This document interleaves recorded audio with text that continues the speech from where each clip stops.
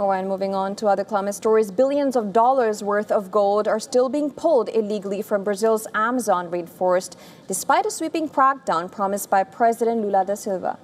A new investigation by Greenpeace says that illegal miners are now using so-called ghost permits to disguise the origin of gold extracted from protected rainforest and indigenous land. Researchers examined 187 mining areas near indigenous territories and conservation zones in the Amazon. And according to the report, 98 of those sites showed no visible mining activity at all.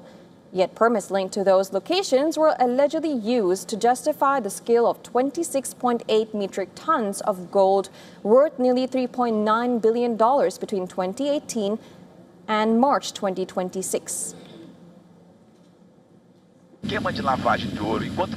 If you analyze the data, you'll realize that illegal mining hasn't stopped advancing in the Amazon. More than 90% of artisanal mining activity in Brazil takes place in the Amazon.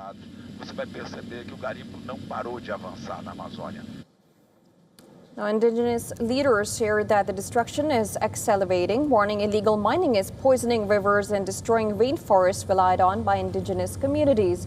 They say armed tensions are rising as soaring global gold prices push miners deeper into untouched parts of the Amazon.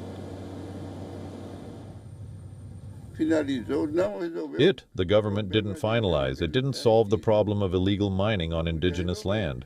It could have been resolved, it could have been fixed. I don't know what's missing to solve the illegal mining problem on indigenous land. The Amazon mining surge comes as Brazil also moves ahead with new oil and gas drilling plans in the rainforest after President Lula da Silva announced exploration projects in the region for the first time in a decade. Despite enforcement efforts, Brazil's environmental agencies say that criminal groups are increasingly involved in illegal mining operations.